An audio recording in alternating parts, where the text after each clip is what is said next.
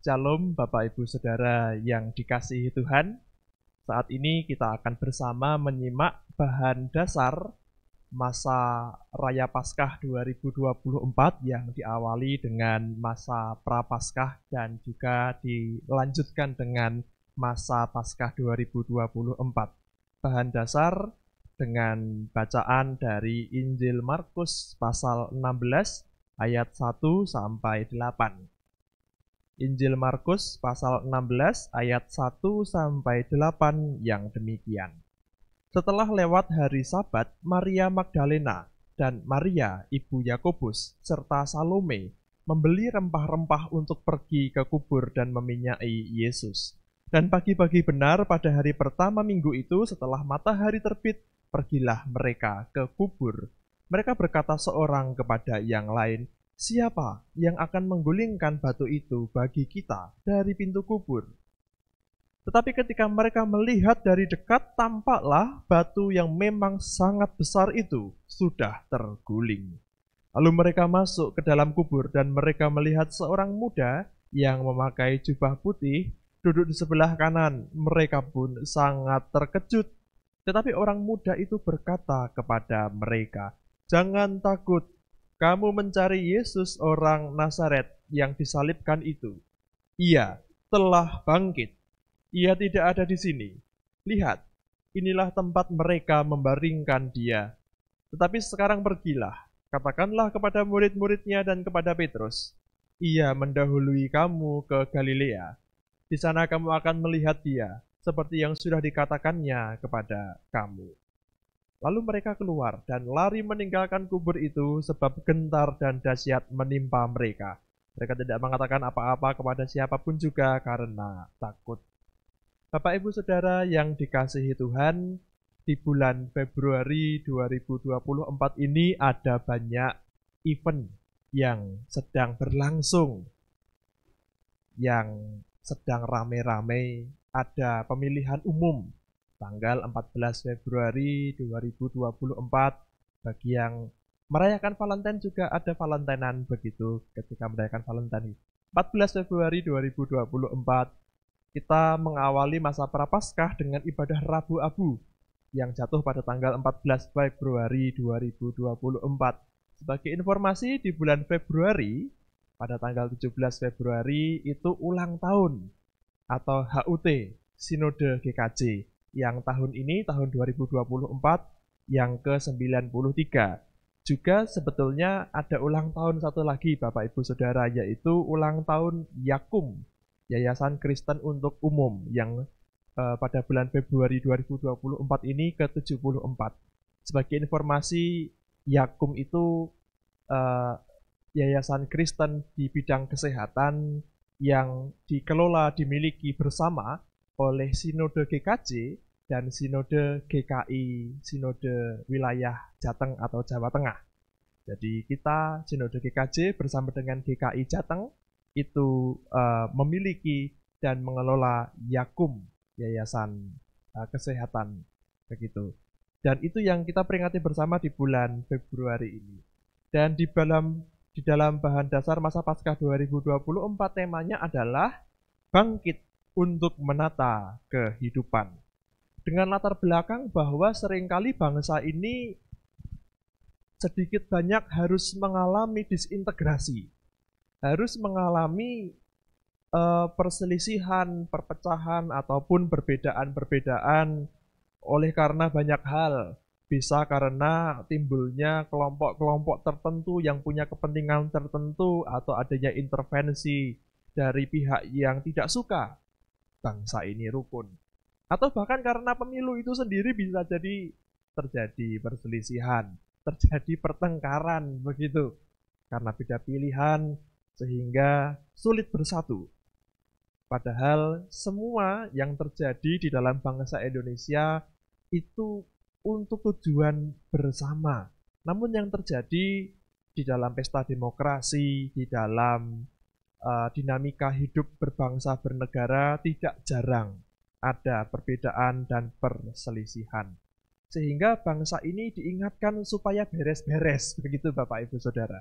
Beres-beres jangan sampai kalau pernah terjadi perselisihan, pertengkaran, persaingan, disintegrasi, perpecahan, jangan dilanjutkan. Itu harus dihentikan dan segera kembali pada persatuan dan kesatuan. Karena bagaimanapun juga segala bentuk perpecahan, disintegrasi bangsa itu hanya menimbulkan kekacauan. Dan sesuatu yang kacau itu harus dibereskan, harus ditata. Demikian juga di dalam tema masa Paskah 2024, bangkit untuk menata kehidupan. Di tengah segala keprihatinan bangsa ini, tadi ada keprihatinan sosial, keprihatinan ekonomi, mungkin ada keprihatinan budaya, ada juga keprihatinan lingkungan hidup, ada juga keprihatinan, ya macam-macam. Dari semua keprihatinan itu, memang kehidupan kita tidak harus kemudian lenyap tenggelam di situ, tidak. Tapi kita bisa selalu berbuat sesuatu dengan semangat dari peristiwa iman Kristen. Kalau Bapak Ibu Saudara memperhatikan bahan masa Paskah dari LPP Sinode, Lembaga Pembinaan dan Pengkaderan Sinode, itu juga dimiliki bersama oleh GKJ dan GKI Jateng. Bersama dengan Yakum juga tadi, Bapak Ibu Saudara. Dari LPP Sinode, bahan dasarnya itu selain dari menyebutkan situasi berbangsa bernegara kita yang perlu penanganan dari kita sendiri sebagai bangsa Indonesia, juga dipaparkan banyak simbol-simbol dari peristiwa-peristiwa Paskah. Dan di dalam peristiwa Paskah itu ada banyak hal yang menyertainya.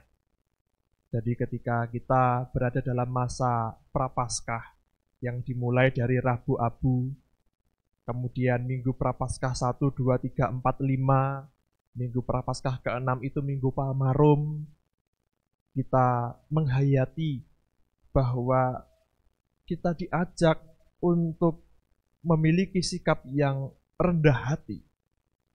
Rendah hati yang luas dan jangan sebagian-bagian saja. Kita rendah hati dalam semua hal. Dalam keseharian kita, perjumpaan kita, pekerjaan kita, belajar kita. Dan terlebih kita harus rendah hati di hadapan Allah. Kerendahan hati itu kita perlukan ketika kita harus membuka diri untuk memeriksa diri kita dan masuk dalam pertobatan. Karena Allah menghendaki manusia itu memperbaiki diri melalui pertobatan. Karena Allah telah memberikan rahmat-Nya yang besar di dalam Tuhan Yesus, manusia menjawab, meresponnya dengan pertobatan dan percaya.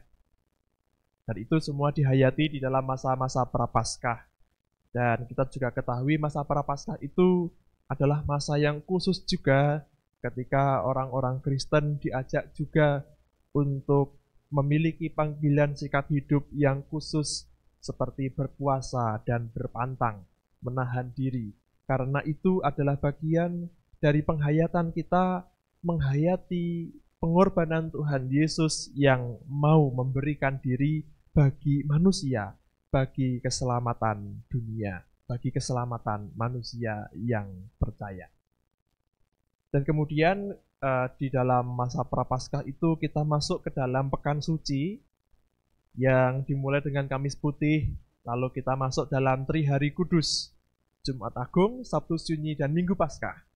Di dalam Kamis Putih, Tuhan Yesus di malam terakhirnya sebelum disalib, menderita dan disalib bersama dengan para murid, menyatakan kehendaknya yang terakhir.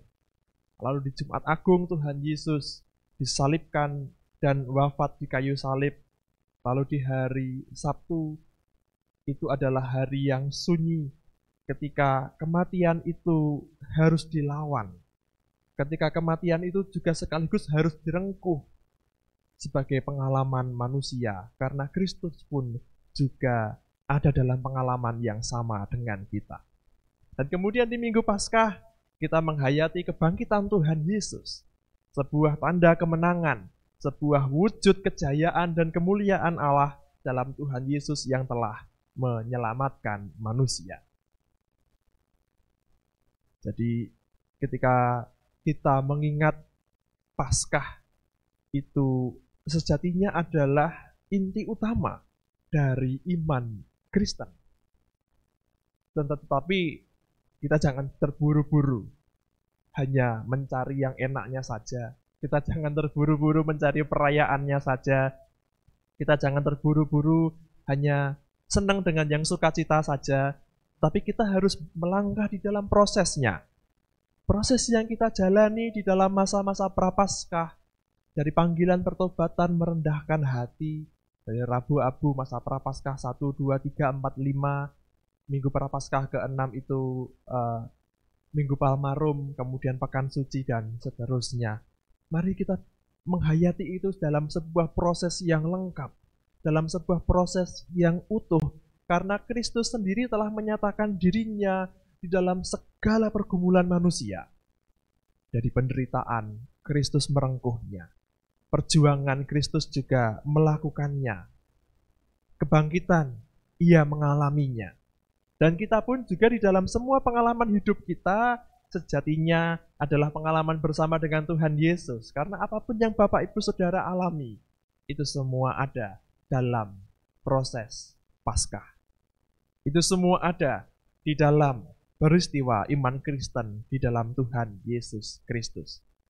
Dan kalau Bapak Ibu Saudara bisa mengakses dan menyimak bahan masa Prapaskah dari LPP Sinode, ada juga puisi dari Khalil Gibran, tapi Bapak Ibu Saudara bisa membacanya sendiri tentang kerja, bahwa kita diingatkan Allah itu Allah yang aktif, sehingga Tuhan Yesus yang adalah Allah yang turun ke dalam dunia, firman yang menjadi daging, aktif ada di dunia, aktif memberikan dirinya, bergerak menunjukkan kehidupan. Meskipun kematian harus direngkuh, tapi Tuhan Yesus tetap menunjukkan kehidupan. Jadi di dalam kehidupan kita manusia, terutama kita sebagai orang percaya, kita diajak untuk terus bergerak, terus aktif, terus berinisiatif, terus hidup, yang tujuannya untuk menata kehidupan ini. Kehidupan ini mengapa harus ditata? Karena ketika kehidupan ini dibiarkan saja, ternyata kehidupan ini seringkali kalah dari kekacauan, dari chaos. Maka ketika Allah berkarya di dalam dunia, Allah menyatakan kerajaannya di dalam Tuhan Yesus, Allah menyatakan keselamatan dalam Tuhan Yesus, sesungguhnya Allah sedang menunjukkan dirinya mengerjakan keteraturan, tatanan, kosmos sesuai dengan kehendak Allah, yaitu kerajaan Allah sendiri. Dan kita terlibat di dalamnya, kita ada di dalamnya. Sehingga Bapak Ibu Saudara yang dikasihi Tuhan, menyimpulkan dari bahan dasar masa Paskah 2024, Tuhan Yesus telah bangkit untuk menata kehidupan manusia. Kehidupan manusia yang telah kacau balau karena dosa. Kekacauan yang timbul karena dosa sesuatu yang sangat merusak. Sehingga manusia membutuhkan pemulihan dari kuasa Allah dalam Tuhan Yesus. Dan di dalam Tuhan Yesus ada tatanan damai sejahtera. Ada tatanan kehidupan yang baik, ada keselamatan yang dinyatakan. Dan kita terlibat di situ. Sehingga mari menghayati masa raya Paskah ini, bangkit untuk menata kehidupan. Mari kita bangkit bersama dengan Tuhan Yesus yang telah dahulu bangkit bagi kita. Menata kehidupan di dalam damai sejahtera seturut dengan kehendak Allah. Tuhan memberkati. Amin.